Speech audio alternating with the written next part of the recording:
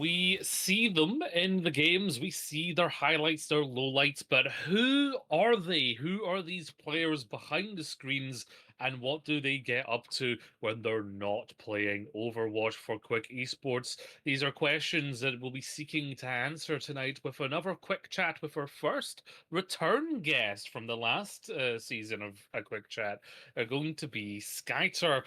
Welcome back to the quick chat. Thank you, Gio. Thank you, thank you. I'm so hyped to be back. We have lots of things to talk about.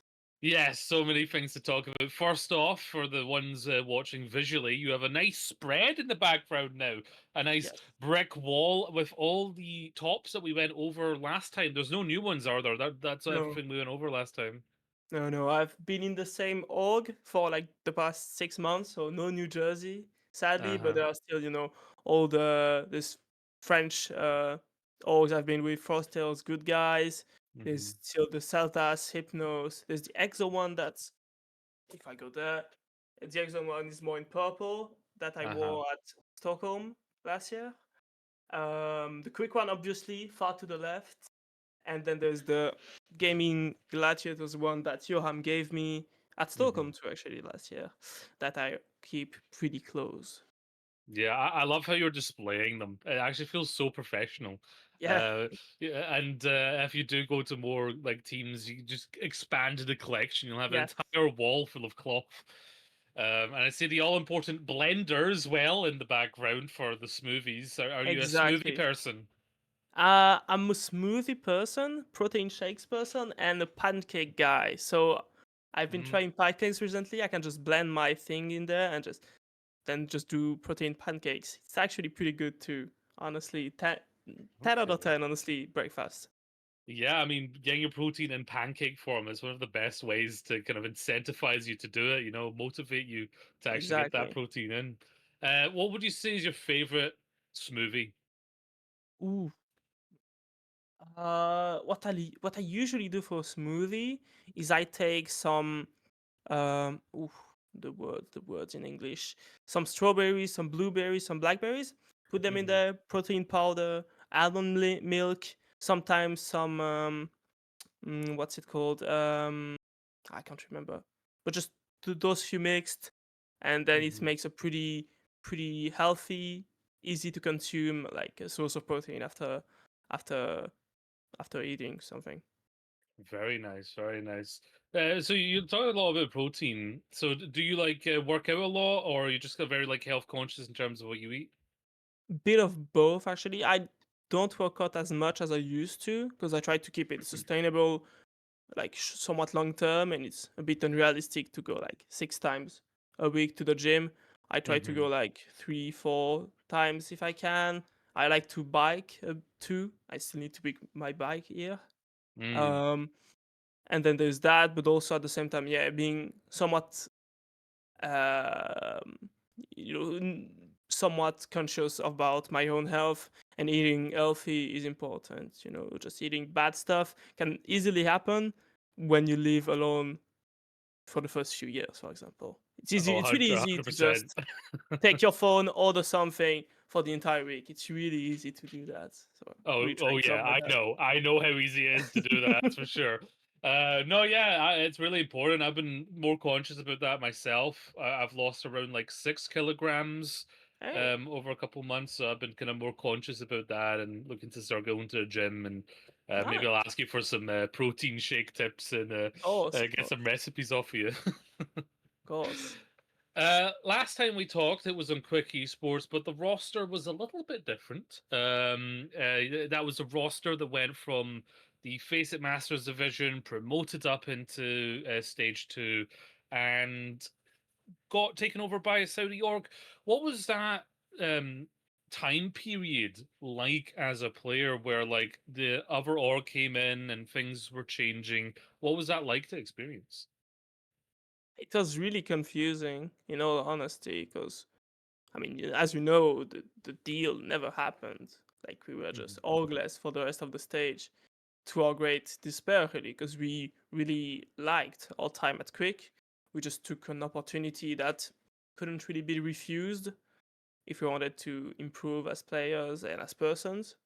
Mhm. Um, But so we were at first very hopeful and really happy, but as the weeks went by, I mean, I personally was a bit frustrated and I don't know, just a bit frustrated and a bit lost, you know.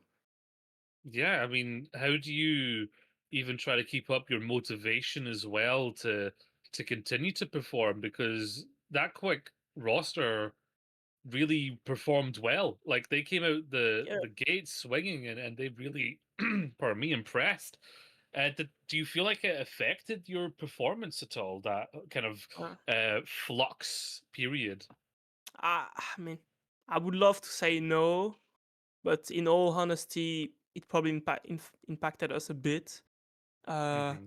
we didn't really realize it at the time, but it probably impacted us a bit. Like our work schedule was a bit um like changed because of that. We had lots of meetings, lots of energy put into that we would have preferred to put into a VOD or something else really. So I mean, it did impact us a bit, I think. Yeah, yeah. It could have been easy to juggle basically a business negotiation while you're like trying to perform to the best of your ability. Yeah. On the previous roster, you were the kind of stand-in tank, the backup to Willis. Willis did eventually go on a holiday for a bit, didn't they? So, Yep. did you stand in for them a bit more? And what was that like adjusting to like being the tank for the team during that time? I wasn't lost at all because I was pretty much at every scrim still being there, watching every block, you know, trying to get better through watching and understanding. So I Hmm. already knew how the team worked. I still had to adapt myself a bit. So it was okay, I think. As I said, I mean, this period when I had like my bits of playtime happened at the same time there was negotiation with the other org, so it was a bit harder in that part. But I think Yeah. overall, I'm not too disappointed in my performance during the Alcad match. It's still Alcad, you know, second best Yeah. team in the world. So, Exactly. I mean, any sort of good performance against a team like Alcad is going to, definitely motivate you and kind of be a proving point as well as a selling point for you as a player. Obviously, now on this particular roster, you were the starting tank. Bit of a different vibe. So how did you find yourself on this roster? Did someone reach out to you? Did you hear about it? How did that go down? well, the off season happened. You know, Willis trialed for Pep, so did Deep. Zydra had plans initially on to go in NA. Niels initially had nothing, then went NA. So everyone kind of had their thing going. I had my trials here and there, but it wasn't very convincing. And then I got contacted by Johan, who wanted to, you know, rebuild the team. So that's what we did. We rebuilt the Hmm. team for Masters with the goal in mind to be a bit more chill about it, you know, not scream as much, still play the officials, try our best in Masters Division. And that's what we did, right? We prepared ourselves until we got the call, right? The admins told us that TU couldn't fill a spot, so we got promoted. And honestly, it's still no, still now I'm still really happy we had this opportunity, because in many ways there's very few negatives to taking that opportunity. Yeah, and even though the team vibe was chill, like taking it less seriously, even then it's still a great opportunity to show, individually what you Yeah. can do. And that's something you can kind of use going forward. In terms of yourself looking forward, what's your like further goals with Overwatch? Are you still looking to be in a team in OWCS that makes it into playoffs? Like, where are you thinking for yourself? Well, I guess it will depend on next year's plan for competitive Overwatch. I don't know for sure, but I'm pretty sure there will be some form of announcement at Stockholm about how the circuit is gonna look, uh, about the partner teams, cash prizes, and everything around it. Hmm. So I guess we shall see for that, because if I mean the scene can improve and it should improve If it doesn't, well, I'll see. But I'm not sure. Being in WCS for sure, competing still is really nice, and I think like for as long as I can do it, I will. Honestly, there's not really much reason why I would stop, other than you know if I actually get a when I'm finished done with studies, if I get a job, it's gonna be pretty hard to sustain it. Yeah, yeah, it'd be quite hard to go like be 9 to 5 during the day and then OWCS in the night. So Yeah, that would be a lot more difficult. In terms of like your downtime, then like how yeah. do you like manage that? Like, what kind of other hobbies do you have going on? Other games you're playing? Uh, um, well, what other games do I play? Played a lot of single player games, role players, LPGs. I played Clair Obscur recently. Extremely good Mm. game. I've bought Elden Ring too. Elden Ring, so I need to complete that. Um, and I've also finished multiple times Baldur's Gate 3 with alone, multiple runs with my friends, and with the same friends. I also play D&D on the side, uh, once a week, once or twice a week. It's honestly really great. Okay, well, I'm about to ask some questions because Of course. my entire time as a caster on camera, I've had this big stack of books behind me, and for those who are just listening, it's all the 5e books and the 2024 books.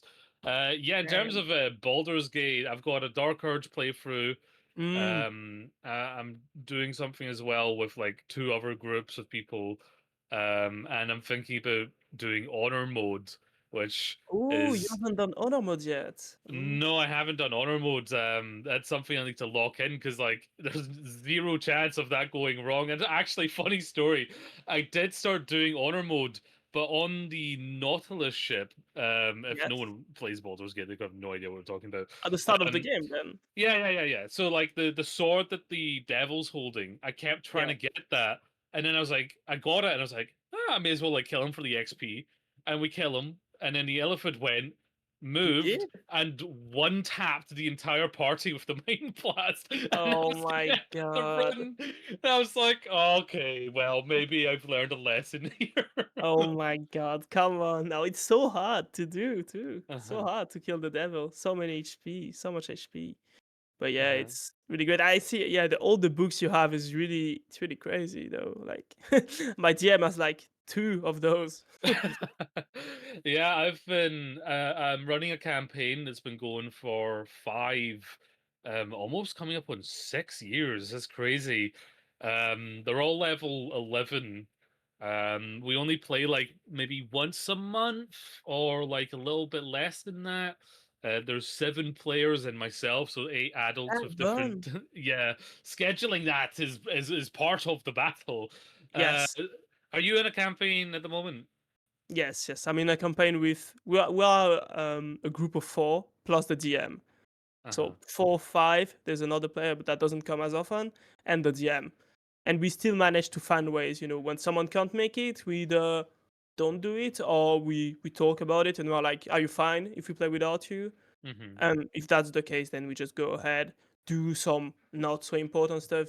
Just walk around Waterdeep, go shopping, do our own personal quest stuff. Mm. Um, So your campaign is in Faerun then, yeah? yes, Okay, yes. very, very nice. Well, I need to ask, what's your character? Who are they? What class? Oh my god. Okay, so I'm playing right now. I'm playing an Aasimar. That's dark. No, it's like a shadow magic sorcerer. Oh, that's a good mix. Okay. Yes, I found that the mix pretty cool. I had to look up for the Aasimar race. I cannot Mhm. fly though. I got nerfed for that because it's too OP to fly. So my GM said no to flying, no to silvery barbs too. It needs to be nerfed a bit. And yeah, honestly, I don't know. Just playing D&D with friends IRL, I don't know. My GM would hate me, like if he heard me saying this, but it's like it's the best video game you could have. This is not a video game, but it's you know same thing. Whenever I say, "Yo, that's the main quest," to my GM, is like, "If you say that one more time, I'll take back my inspiration I just gave you." Yeah. No, that's really true. Like, we have to play virtually, so we're not actually at the table, Oh, online. unfortunately. But like, still, like the feeling of like unlimited potential. Like, obviously, as a DM, I have like there's like not a story, but like there's like a thing that is happening in the world, and it's affecting the players, and it's like seeing them react to it and coming up with fun like challenges for them. Like I have a paladin in my party, and his religion was like scourged by like red dragons specifically. They saved like a child from a prison recently, who they took a magical bracelet off, and he polymorphed back into his true form, a young red dragon.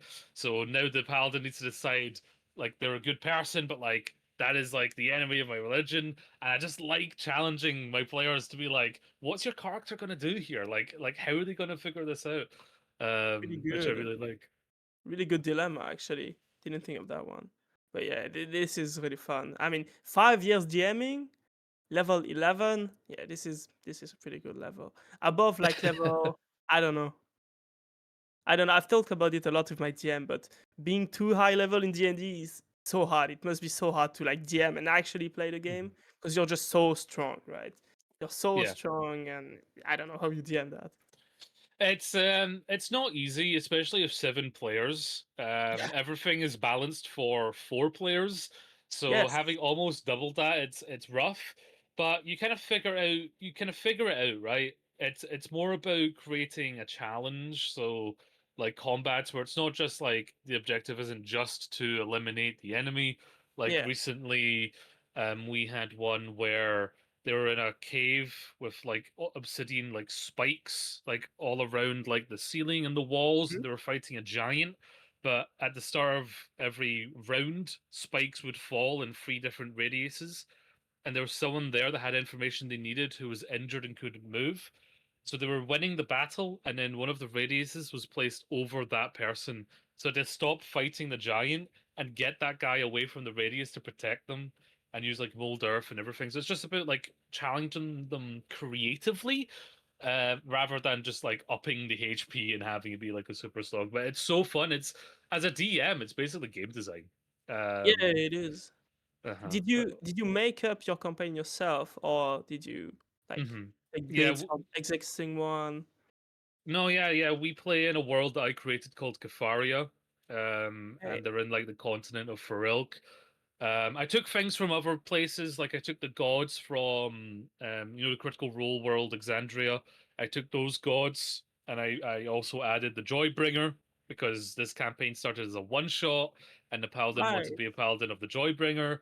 And then I was like, well, I know I want these gods, but that god's from Faerun, so I'll just add that in. Yeah. So I created like the overarching story like no, over 4 years ago, like near the start of it. So I know kind of like where I was plotting and just kind of followed the players. Obviously, it's D&D. Things go wrong. The characters at one point did a set of circumstances that meant they all ended up in the 9 hells, and had to fight their way through the layers of the hells to get out. And they were only level 9 at that point, so that was tough, and that was really fun. And it ended up with them like getting a revelation of seeing the 4 horsemen of the apocalypse, and a little bit hints of like not this arc, but the arcs to come. Maybe the apocalypse is coming, and you need to get ready for that. And that kind of thing as well. No, it's so fun, D&D. If no one, if someone's watching this and they haven't played it, I think it is worth playing. Actually, in Stockholm, I feel like I'm just like doing my own Oh. podcast at this point. In Stockholm, the group of us that's going, we're doing a one shot, and You are? yeah, there's 9 players, but what I'm going to do is something different.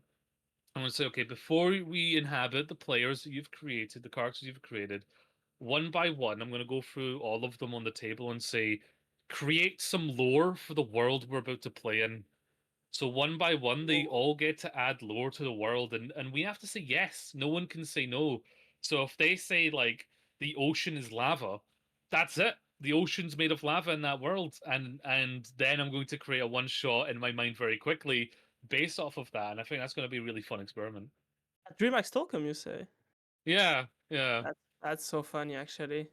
What day? What day are you gonna do? I don't know. Maybe it'll be after DreamHack. It'll be the week after.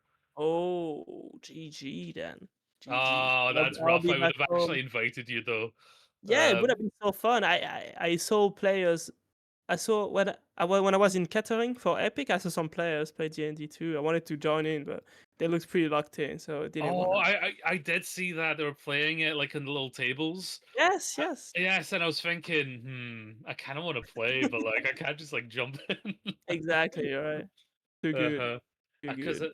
the Epic Land, they also did a thing called it was like a tabletop version of it, and they Oh. didn't like because I was staff because I was casting, like I got a free ticket, but like for me to move like to transport down from Scotland, like the trains in the UK are ridiculously Mm, priced, so it was just yes. too expensive. But I would have Yeah. loved to like sit down because I don't get to play in person ever, It's so and good. So good yeah. to play in person, mate. Like all these dice I have, like they're all for nothing. Like Oh, they look so cool too. yeah, I've got some cool ones. I've got some metal ones rolling around, but like I usually just roll virtually because like Yeah, it's just easier for it. fairness Because too. Like you don't cheat your players and the other way around. oh yeah, I never bluff rolls, and sometimes like I'll tell them. Like I like to say, if a monster is bloodied, that means half health, or bruised, that means quarter Mm. health. Like I like to like bring them in a bit, and I let them talk to each other. Like, see, if I was your DM, you'd be able to fly. Like it's on the character sheet, you can fly. You silvery barbs, you could have that. I had an Aarakocra. They they passed away. Um, Oh, yeah, oh, totally not me wanting them gone because they have wings. Totally, no, I'm joking. I'm oh, joking. No, surely no, not. no, no, I'm joking. I'm joking. I'll send that to your friends. No, I got don't you. expose me. So going back to Baldur's Gate, have you finished Honor Mode then? Yes, yes, it's pretty easy. I will not lie. Okay, But okay. Did I you like? know I know everything about the game. Not everything, because I still discover things. But Uh-huh. it's I mean the hardest act is easily Act One, easily, Oh yeah. because you don't have much. You're pretty low. You don't have many HP. But Act Two, you start to get good stuff. Act Three, you're just completely overpowered. It's Mm-hmm. impossible to die, or borderline impossible. And I also, was really careful about it. But that was really fun. Now, what I'm doing with my friends is we do a honor mode, but we're only three in the party. There's just not a fourth player. Okay. So, yeah. And I mean, we Okay. lost once in Act One, but now we are just never gonna die in Act Three. Okay. Do you like follow like builds for that, Nope. or do you? No? Depends. Uh, Actually, no. I just kind of know what's good, right? I think I played Um, I think I played. What did I play? First time I played. What's it called? A rogue, just a really strong rogue. There's like something in Act Three that enables me to do double damage. I played. There was also a monk. Monks are completely overpowered. There are like some stuff that makes me deal like too much damage with like triple attacks. Overpowered. There's like there's something that Alfira. I'm going very deep. Huh? That Alfira gives you if you free the tieflings. It's like completely overpowered for warlocks. So I had Will in my Okay. party, completely overpowered. I had Lazel, too strong. Wire is too strong. So, and then I respect Shadow to Cleric of Life. Insane Oh heals, yeah. impossible to die. So I do that every time. yes, As soon as I can, she's going to cleric life because like I never make use of the I mean she's duplicity. her subclass is pretty bad. To be fair, it's like it's pretty useless. But Yeah, yeah. no, I'm playing a Bard lock at the moment in one of the group ones. And the other one I'm actually playing a wizard who is an NPC from my actual D&D campaign that I'm Ooh, okay. playing that I'm playing in Baldur's Gate with two of my players. So they like it, like they're playing with one of the NPCs that they really like. That's so funny. Yeah, and sometimes I'll actually just roleplay as the NPC. And it's quite fun. It is Is quite that fun. is the NPC you made a fully what's the word new one, or is it one that's known? Oh no, you No, can. no, no, no, no. It's a fully new one. Oh, okay, okay. So they met like a nervous quartermaster on a ship called the Sailing Harp called Emmett. He wasn't really good at anything apart from really knowledgeable about like navigation in the seas, and he was very Yeah, book studied. And at one point, he actually got caught in a fireball when the party was ambushed, and he died. So they're kind of like the tutorial, because a lot of them were new to the game. The yeah. tutorial to resurrections. I run the Matt Mercer resurrection rule plus in Kafaria. You have to bind your soul to someone if you want to resurrect them. Ooh, Which okay. means If that one dies, the other dies. no, so it Oh, means that in the afterlife, the consequences of both people like affect each other. So if someone binds their soul to a warlock, and their soul's going to the oh, hells, it means that they're also going to the hells. So it means that okay. you need to trust the person explicitly to actually resurrect them. So that was kind of like a tutorial for that. They came back and followed them on their journeys and became. There's some rule sets about an apprentice.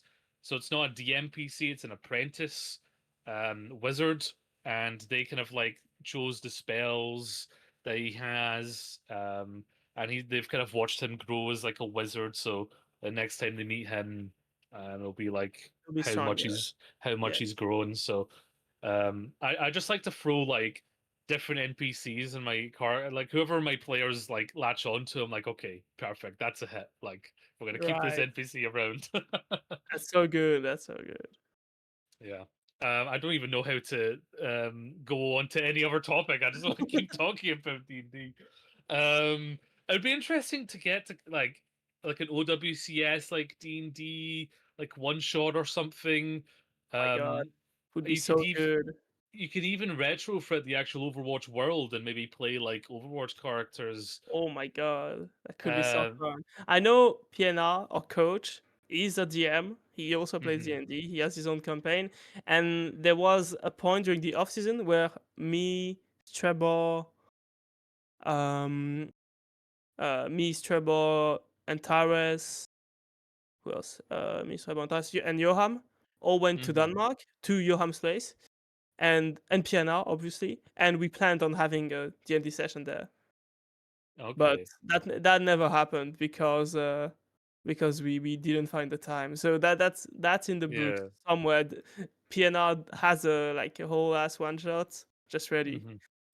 I mean, maybe it's time to pitch to Quick Esports to do a Quick Esports D&D one shot that's streamed. Oh Maybe my that'd god, be something we can do. P&R can DM it or I can DM it and we can all get together and play some D&D. that could be so Hmm. fun actually. Let me type that. Yes, write that down. This needs to be pitched. Yes.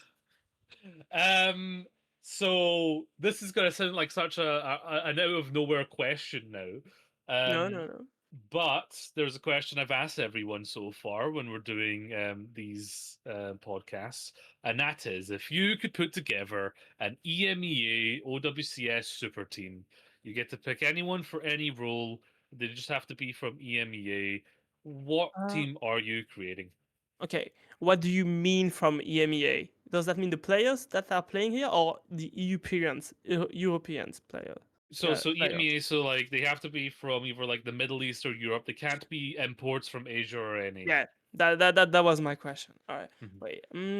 If I had to build an all-star team, I mean, I'll just start with the easiest one. I'll just take Kevstar. Easy one. Yep, That's a no-brainer. 100% pick rate. Yep. I mean, yeah, of course, 100% pick rate. It's pretty easy.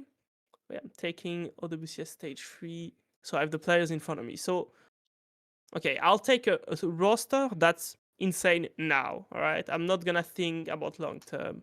So I Okay. take Kevster as my flex DPS. With him, I'm pairing quads. Obvious one again. Yep. Um, as tank, I'll take two tanks. I think.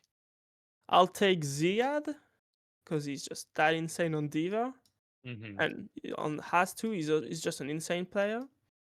And then another one, I'm not sure. I think I'll take Eisnom as my other one because he's a bit more Okay. flexible and he's pretty good on many heroes. So So, I so think I'll who put would him be the there. starter on the tank? Ziad would be the starter, but if the meta was a bit more flexible, like your tank has to play Diva, Zaya, I don't know, Bull, then it would be Hmm. Eisnom. You know. Okay. So- But both, so that's both of my tanks.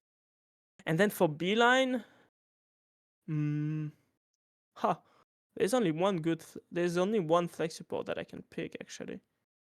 I I can only pick Gala really for flex support Hmm. because like Simple is Korean, Landon is American. They're Yeah, both better than yeah, him. yeah. There are a lot of flex support imports at the moment, so it's not an easy choice. Or maybe I pick Yoham. I'm not sure. Should I pick Yoham? Mm. Brownie points.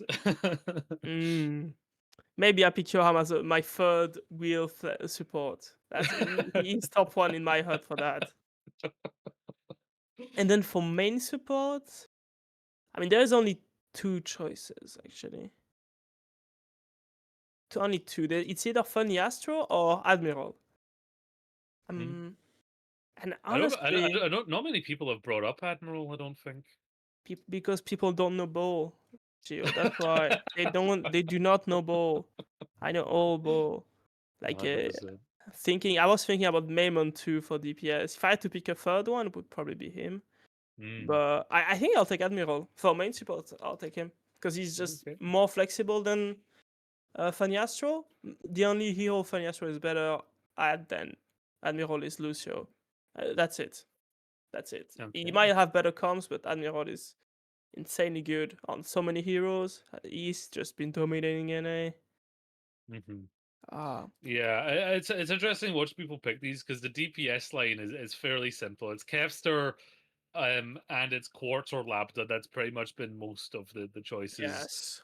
The tanks, there's been a little bit more flexibility there in the supports as well. So we need to get a visual of all of these put together, and figure it out and vote who has the best one. There I won't have the be. best one. I have the best one. Easy one.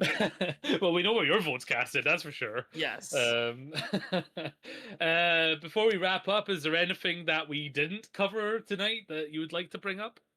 Mm, I'm trying to think. Yeah, maybe it is a small thing. I mean, I just want to. It's more of a thanks and something I want to explain. I mean, I want to thank obviously everyone who's been watching Quick since the start of this stage and the last stage. Hmm. Honestly, we tried our best against against good guys, against Zenji and against Peps, because we really thought there was a chance we could either win a map or win the whole series. So we really tried our best for all those three matches.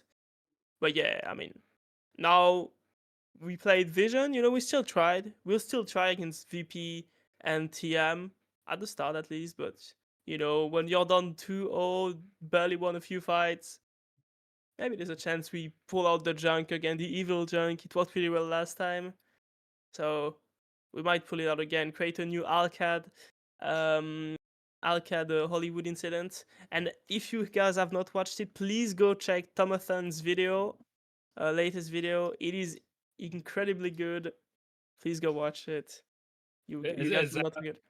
is that the Holly? Is a breakdown of Hollywood? Not just Hollywood. It's like a guy that talks about the WCS, but Uh he's huh. really funny about it. It's like the best and worst moment of the WCS EMEA, and there's like Hmm. a whole 6 minutes of it, and it's just in so good.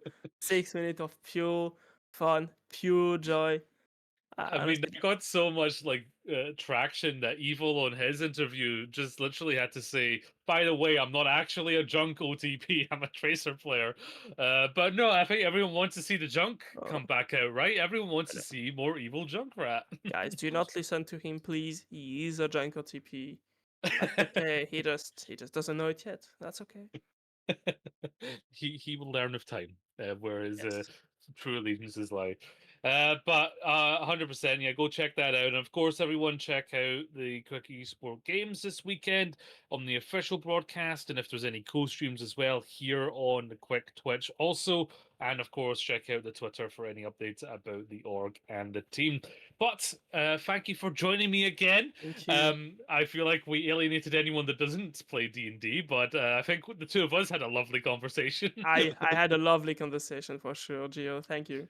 Yes, and we'll get on to people about doing that one shot, that streamed one shot Yes. for D&D, because that sounds really fun.